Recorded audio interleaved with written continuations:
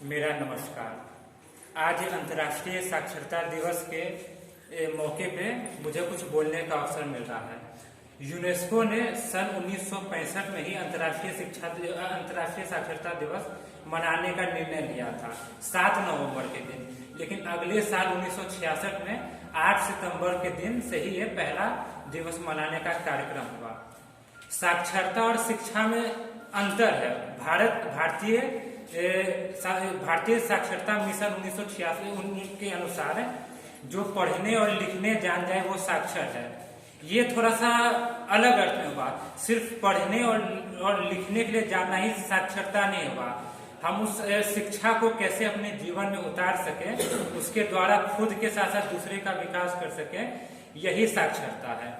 नई शिक्षा नीति 2020 में जब लागू किया गया तो उसमें 10+2 नियम को खत्म किया गया। 10+2 था कि क्लास 1 से लेके 12 तक की प्रणाली थी।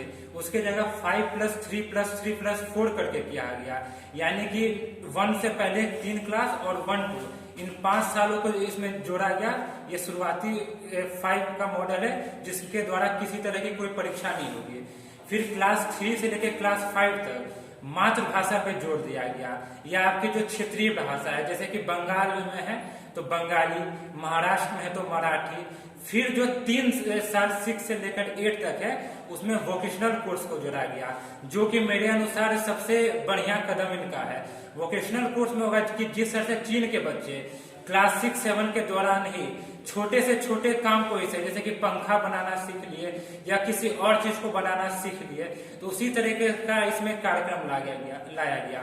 महिलाएं जो लड़कियां हैं वो सिलाई भी सीख सकती हैं। फिर 9 से 12 जो आखिरी चरण है इसमें 4 साल कहा गया कि इसमें स्ट्रीम हटा दिया गया। चाहे तो कोई 11-12 में जाके हिस्ट्री के साथ साथ बायोलॉजी भी ले सकता है, उसके साथ कॉमर्स ले सकता है। इसके द्वारा है कि ये स्ट्रीम हटाने की मांग काफी समय से चल रही थी, लेकिन लोग इसे अब जाके माने हैं।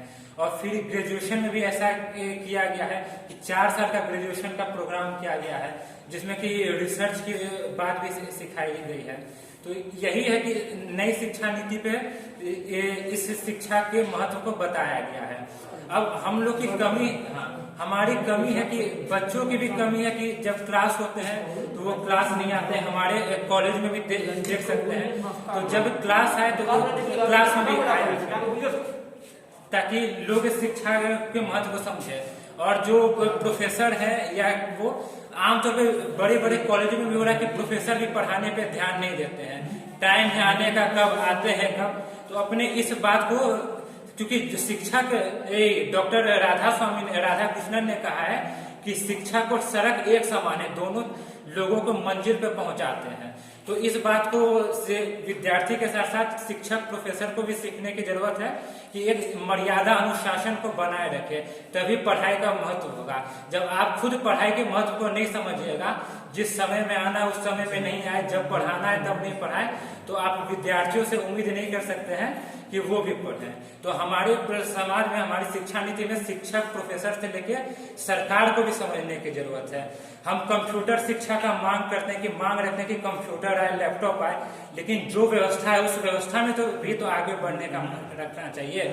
दूसरे पे जो थोप दे कि हम दूसरे पे थोप दें, तो वो इंसान जिंदगी में कभी आगे नहीं बढ़ सकता है। अपनी कमी को स्वीकार करना ही इंसान की महत्ता है। तो मेरा एनएसएस के वॉलेंटियर के तौर पे मेरा ये बयान है, और मेरा मानना है कि जितने भी बच्चे हैं, जो आए हैं, जो नहीं भी आए हैं, वो एनएसएस में जुड़े, ताकि अपने साथ साथ अपने राष्ट्र का भी निर्माण को आगे बढ़ा सके। धन्यवाद।